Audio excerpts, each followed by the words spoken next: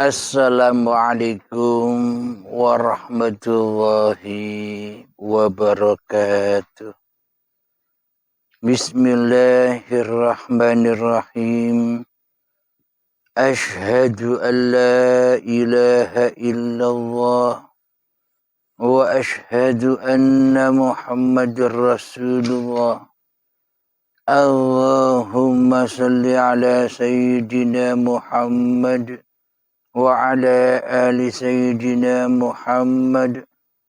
Rabbi shrah li sadri wa yassir li amri wahlul 'uqdatam min lisani yafqahu qawli. Amin. Bismillahirrahmanirrahim. Salam hormatku, salam santunku buat para saudara-saudaraku, sahabat-sahabatku, baik yang ada di dalam ataupun yang ada di luar negeri. Semoga kita semua senantiasa di dalam lindungan Allah Subhanahu wa Ta'ala, terutama hati kita selalu dinaungi iman kepada Allah Ta'ala. Amin ya rabbal alamin. Bismillahirrahmanirrahim. Sebelum kita mulai kajian di pagi yang indah ini, marilah kita gemahkan di nyawa kita, di jiwa kita, di hati kita, di roh kita, kalimat-kalimat thayyibah bersama-sama. Subhanallah walhamdulillah wa la ilaha illallah wallahu akbar wa la hawla wa la quwwata illa billahil aliyil azim. Sadaqallahul azim. Bismillahirrahmanirrahim. Di tengah wabah yang semakin beringas ini, terutama di Jawa, Bali, tempat aku berasal, maka pesanku untuk saudara-saudaraku, untuk sahabat-sahabatku, untuk wahai seluruh manusia, janganlah takut, janganlah takut, janganlah takut. Bila kita merasa bahwa diri kita ini hanyalah makhluk, jangan takut.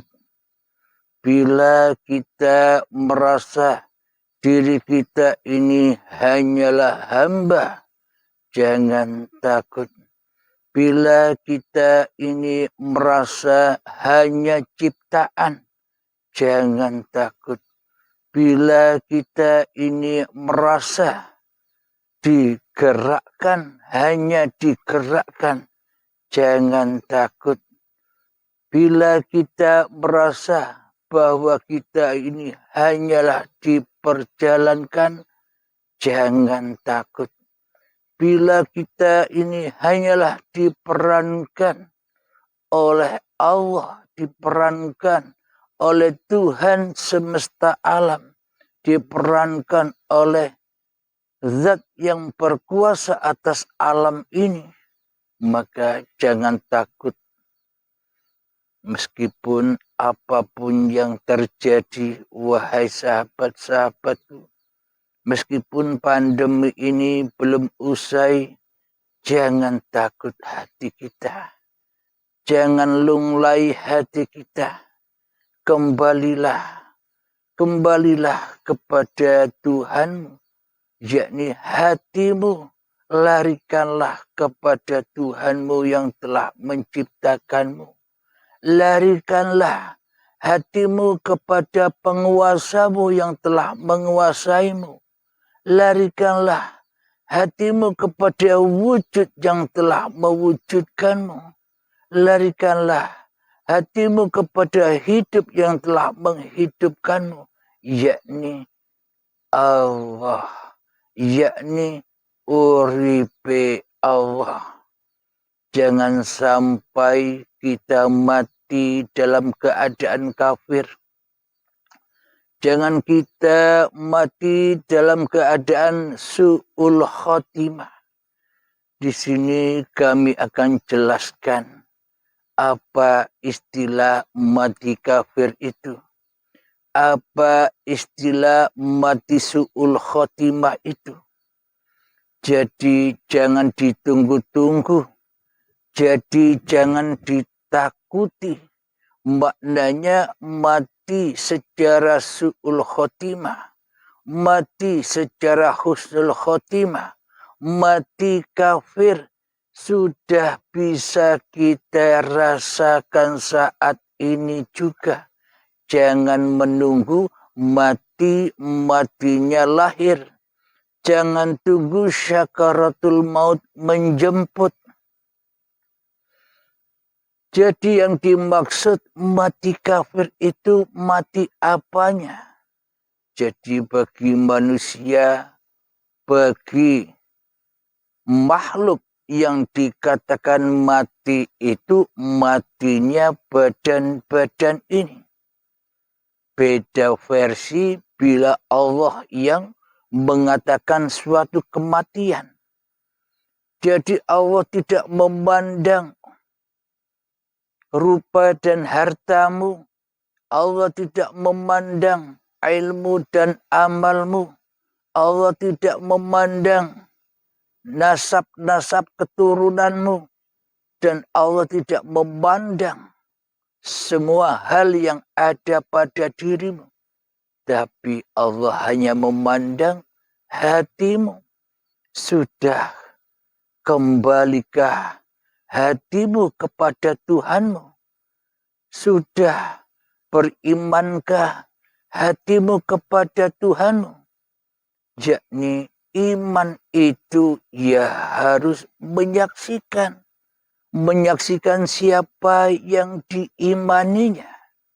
Iman itu ya harus nyata dan menyatakan siapa yang diimaninya.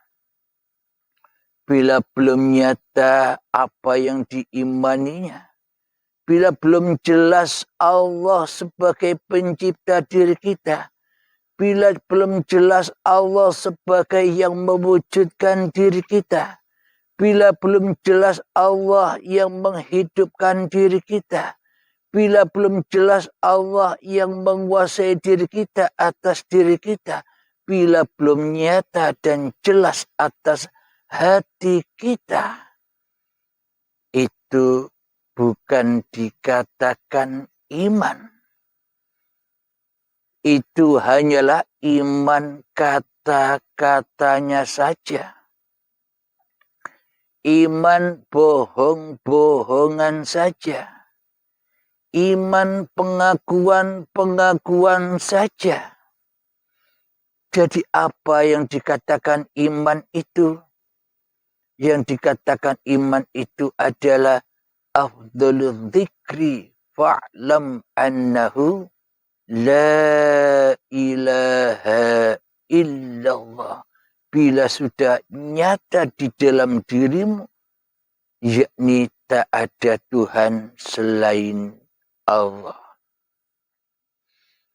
Lantas apakah yang membuat kita selama ini takut dan takut akan pandemi, takut dan takut akan kehidupan kita, takut dan takut atas nasib-nasib kita.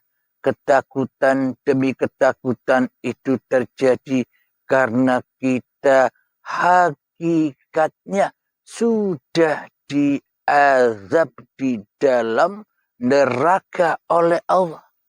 Karena hakikatnya kita sudah disiksa di alam kubur oleh Allah.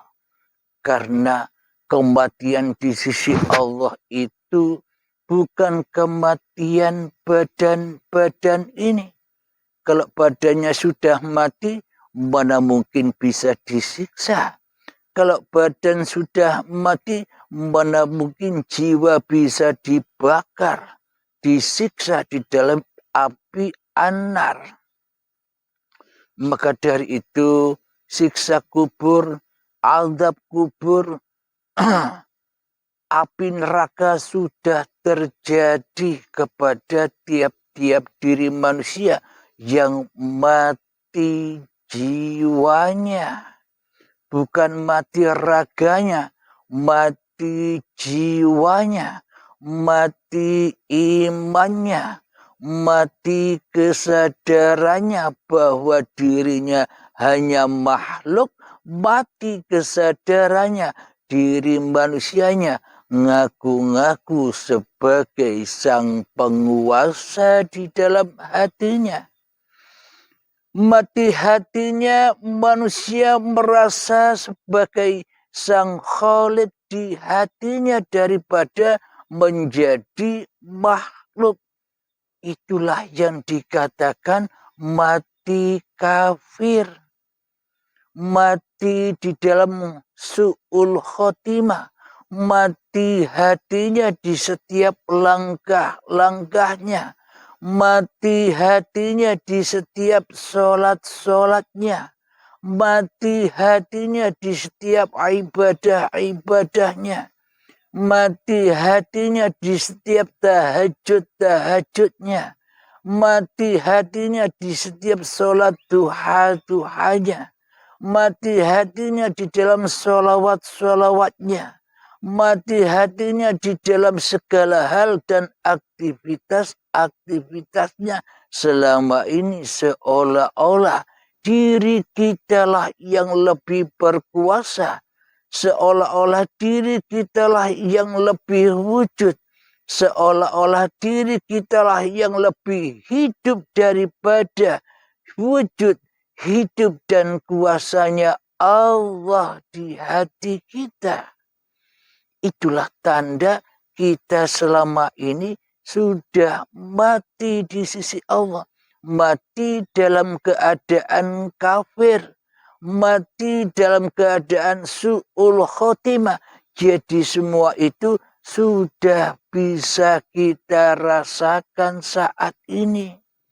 Jangan menunggu-nunggu ajal menjemput. Bagaimana mungkin orang mati bisa merasakan su'ul khotimah atau husnul khotimah? Jadi keadaan kafir, jadi keadaan mati kafir, jadi mati secara su'ul khotimah itu sudah bisa kita saksikan saat ini juga. Bagaimana pulangnya hatimu? Bagaimana keadaan hatimu jika pulangmu, jika keadaanmu di dalam segala aktivitas-aktivitasmu pulangnya kepada hawa nafsumu, itulah yang dimaksud mati kafir. Itulah yang dimaksud su'ul khotimah. Dan kita di dalamnya akan mendapatkan azab-azab yang pedih, yakni berupa ketakutan demi ketakutan saat pandemi ini. Ketakutan demi ketakutan tak bisa mencari uang. Ketakutan demi ketakutan tak bisa bekerja. Semua hal itu karena kita selama ini hati kita sudah mati dalam keadaan kafir. Karena hati kita selalu dan selalu pulang kepada daya upaya diri manusianya di hatinya. Maka dari itu, ketika kita menyadari tentang semua ini, tentang rahasia alam semesta ini, tentang Al-Quranul Azim, yakni petunjuk-petunjuk Allah yang sudah ada di dalam kitab sucinya, mari terapkan di dalam hati kita. Mari praktekkan di dalam hati kita. Jadi Islamkanlah diri kita. Selamatkanlah hati kita. Islamkanlah hati kita. Mu'alafkanlah hati kita. Selamatkanlah hati kita. Selamatkanlah jiwa kita. Kembali roji'un hanya kepada Sang Pencipta. Jangan pulang lagi kepada hawa nafsu kita sendiri. Jangan pulang lagi kepada iblis dan setan yang telah menyesatkan kita. Kita bila kembali kepada hawa nafsu kita, bila kita kembali kepada iblis dan setan, kita menjadi kawan-kawan iblis dan setan di dalam neraka jahanamnya Allah. Kapan? Ketika hati kita tersesat jauh dari jalan Allah di hati kita, maka disitulah siksa dan azab, ketakutan demi ketakutan menghadapi pandemi ini. Kita ditakut-takuti dengan keadaan demi keadaan. Kita ditakut-takuti ketika kita menonton video dan video. Kita ditakut-takuti dengan keadaan pandemi yang semakin merajalela ini. Kita ditakut-takuti karena kita sedang duduk bersama iblis dan setan di hati kita, yakni tidak beriman kepada Allah yang berkuasa atas seluruh keadaan ini. Jadi yang dimaksud mati kafir, mati dalam keadaan kufur, yakni bukan badan-badan ini yang mati. Mati kufur, mati kafir, mati dalam keadaan yang tersesat itu adalah ketika hati kita saat ini tidak menyadari bahwa kita ini hanyalah makhluk yang diciptakan. Kita bukan sang Khalid yang merasa kita tercipta dengan sendirinya. Kita bukan sang Khalid penguasa yang merasa menciptakan badan-badan ini sendiri. Apa sih? Karena kita selama ini ketakutan dan ketakutan di dalam hati kita. Karena kita selama ini telah merampas hak-hak Allah menjadi hak-hak manusia kita. Hak Allah atas kehidupan, hak Allah atas badan-badan yang diciptakan Allah, hak-hak Allah yang mengafalkan seluruh manusia, yang menggerakkan seluruh manusia, sudah kita rampasi sebagai hak-hak diri manusia kita. Itulah yang menimbulkan rasa ketakutan dan ketakutan di dalam jiwa kita. Karena kita sudah beranjak berjalan lari jauh dari Sang Pencipta diri manusia kita. Maka tersesatlah kita di dalam ketakutan demi ketakutan. Maka tersesatlah hati kita di dalam merana demi merana, kekecewaan demi kekecewaan, kekhawatiran demi kekhawatiran di dalam kehidupan ini. Karena kita sudah masuk di dalam anarnya jiwa ini. Kita sudah masuk di dalam azab-azab Allah, azab kubur, azab jahanam. Karena jiwa kita yang telah mati ini dikubur di dalam badan-badan yang dari tanah ini. Jadi hakikat kuburan yang berjalan ya diri kita ini selama ini. Yang hati kita tidak bisa pulang kepada Tuhan Sang Pencipta diri kita. Hati kita tersesat ke lembah jahanam. Hati kita tersesat